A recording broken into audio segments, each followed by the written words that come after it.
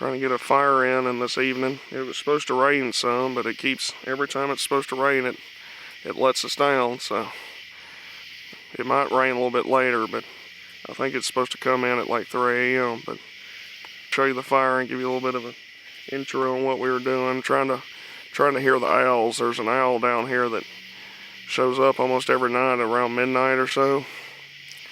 So we're kind of hoping to hear him, but anyway. Alright, so we're down here waiting on the rain. It's supposed to rain here in the next few minutes. We got a fire going over here to my left. We're cooking some bacon. I'm going to cook some eggs. I got a few hot dogs on there cooking. I got Frank over here. Let's see if you can see him. It's dark over there. No, you can't see him. It's too dark.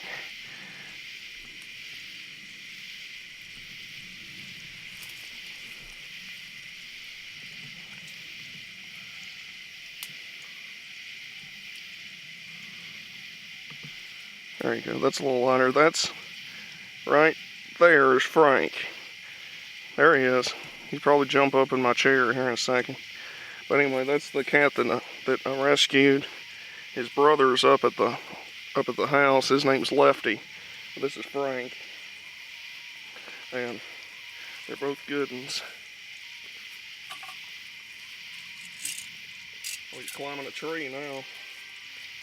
That whistling noise is a tea kettle I got behind me. I'm getting some coffee made up. So it's just now starting to get the temperature. Take it off once it gets a little louder.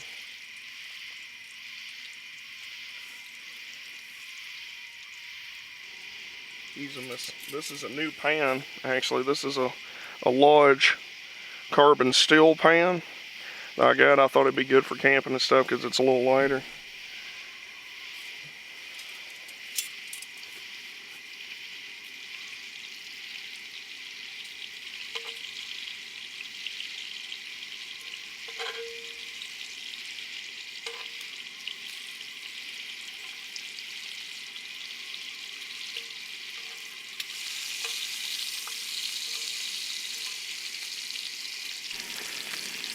Anyway, this pan seems to be doing pretty good. It's not as heavy as a cast iron pan, but it seasons like a cast iron pan. So, I've been trying it out. It's the first time I've used it out in the woods any. Seems to be working pretty good. I haven't cooked any eggs in it yet, so we'll see how eggs handle in it. But handles bacon pretty good. These hot dogs are doing alright. Drain some of all this grease out, and then we'll cook some eggs in it. Probably just some scrambled ones. I got these two propane Coleman lanterns here. They're just out of frame here. I'm using them to try to light it up so it's not so dark, so hopefully you can see everything decently.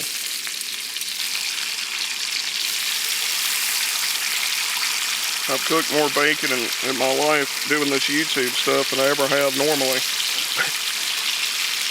Seems like every video I'm cooking bacon now, but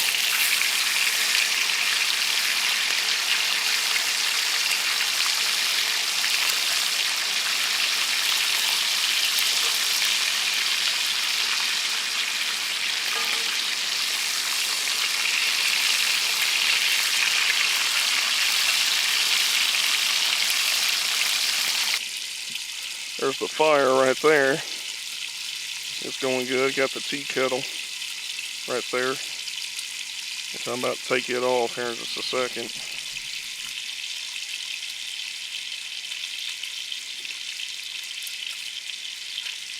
Here's my titanium French press here. I like this thing. It makes about 1.5 cups worth of coffee or so.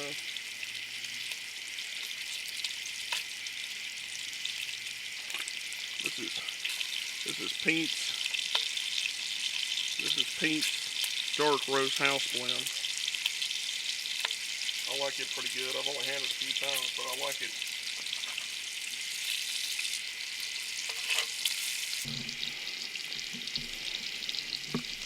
Yeah, there he is. He's over there in that chair. See if I can't zoom in on Frank a little bit. Yeah, there he is. There he goes.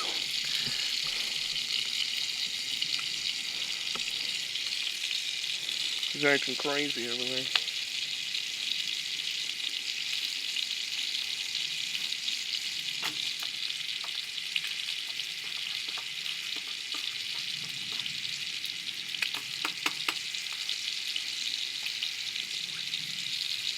These are the Coleman lanterns I've been using, these propane-powered Coleman lanterns.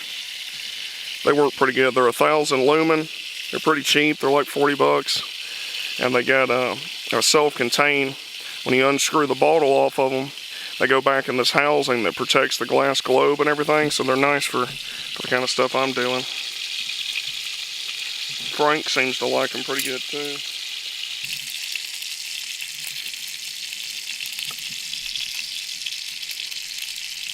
There he is. There's Frank. He's real nice.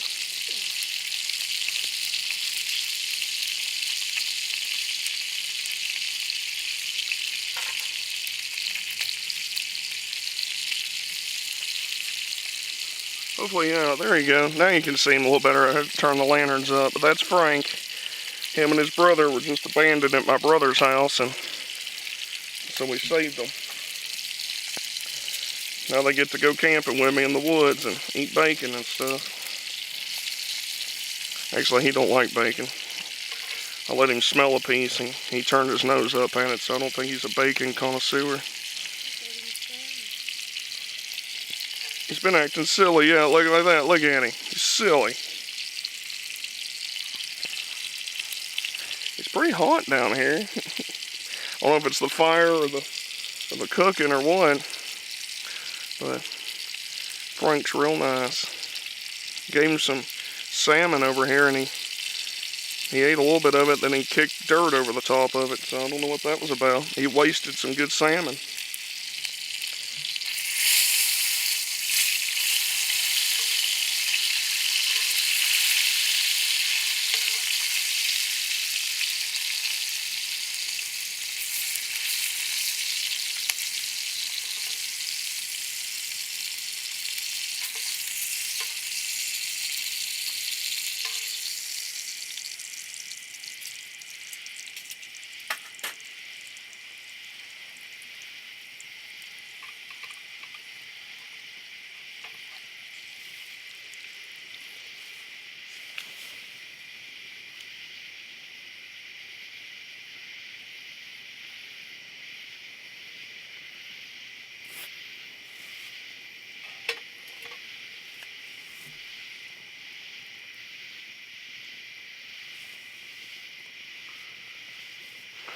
Frank's just taking it easy right there. Look at Frank. This is little Frank here. I don't know if you can see him in the firelight, but this is Frank. This is the one you were looking at earlier that was laying in my chair. I don't know if you can hear him. Listen to him purring. I don't know if you can hear that or not. He purrs real loud. He's a real good kitty. But we saved him and his brother from certain death, didn't we, Frank? But anyway, we're down here, got the fire going, finished cooking. Frank's chilling, he's been climbing trees and stuff. Now he's pushing my face with his paw. There's his little face, look at him. He's so nice. He's like the little Dutch oven, he's just as nice as he can be. He likes to crawl all over my hair. Stand on me like a parrot. But anyway, we got done cooking the eggs. Now he's trying to rub his butt on my head.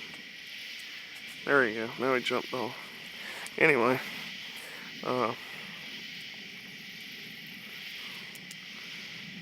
having a cigar here. Made some coffee.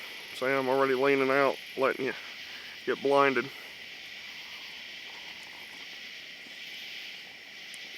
And yeah, I did shave my head the other day, and I only cut myself like probably 25 times. So it's pretty nice.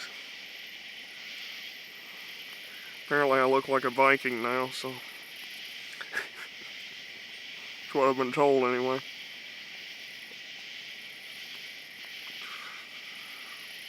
But we're thinking of taking Frank camping with us up there in the mountains where my normal videos are at.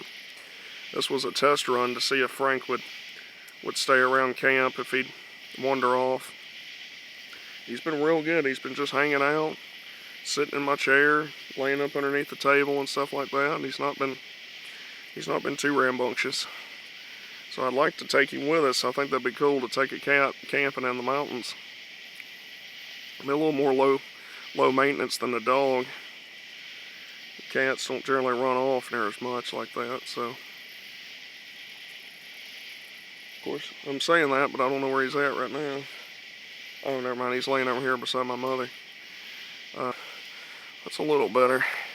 Hopefully that'll help some, but the moths are coming in like crazy because of these lanterns, but they're just everywhere, these damn moths. This is in the same theme, if you're seeing this, as the other video, if I end up posting the other video, but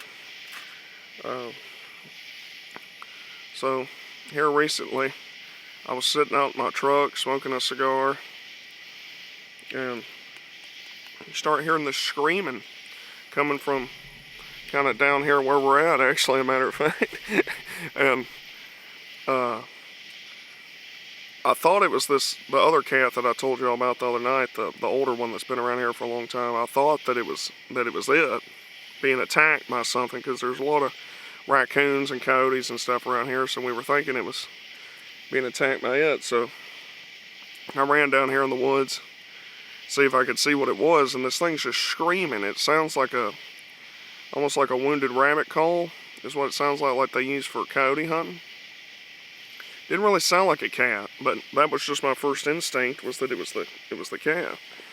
So I get down here, and there's a big drop off over here beside me. Over this way, there's a big drop off down to a creek, and it sounded like it was kind of just over the edge, going towards the creek. So I get down here and I hear it screaming and screaming and high pitched screaming, and I get really close to it. It seems like I'm maybe 10, 15 feet away from it.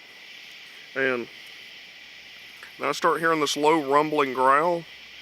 Sounded very much like a canine.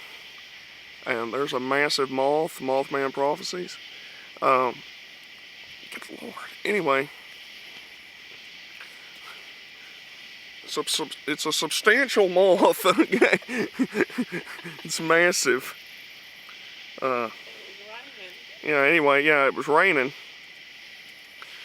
When I came down here, right? So I come down here, I'm trying to protect our cat, so I come down here, this massive moth at it again, and it's growling at me, whatever this thing is.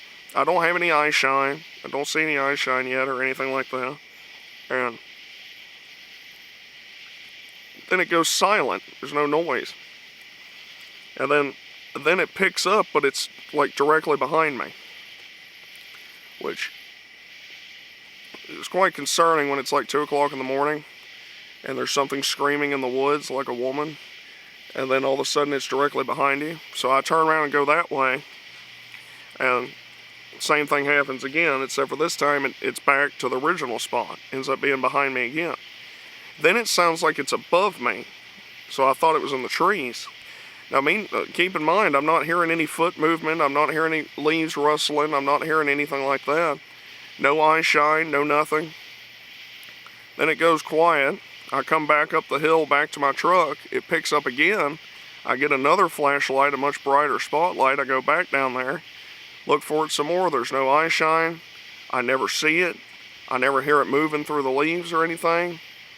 Have no idea what it was. It was pretty disturbing, because I've spent a lot of time in the woods. I've hunted deer and squirrel and dove and all kinds of stuff, and I've always been able to find animals when I was looking for them, even if I was just trying to find a deer I'd shot or whatever. Even a dead deer has eye shine, you can pick it up, but I couldn't find this. And it was quite disturbing. This is before we had Frank here. Come here, Frank. Yeah, and it turned out it wasn't even the cat. All right. Anyway, sorry, my camera died, so I had to change the battery. Anyway, what I was getting to was that the cat that I thought was being attacked by the heffalump was actually standing in front of our garage door and was wondering why in the hell I was wandering around in the rain with a flashlight at 2 o'clock in the morning. So the cat's perfectly fine. Frank and Lefty are fine. So I have no idea what this noise was. It didn't sound like a coyote. I've been around coyotes before. I've heard them many times. I've heard bobcat. Where I live at, there's only a certain number of predatory animals around, so it didn't sound anything like any of the ones I've ever heard out in the woods. So I'm not sure if it was just a chupacabra or maybe like a demon beast of some kind. I don't know, but it's just one more of the strange things that's happened on this property. You know, back like what I was talking about the other night. It's just bizarre, very strange occurrences on this property. I don't know if it's the what we call in my family the Dean curse or what it is, but it's something concerning. But I think it's alright now that Frank's here, because I'm pretty sure Frank could take care of the heffalumps and woozles and whatever have you that it might show up. Frank can take care of them.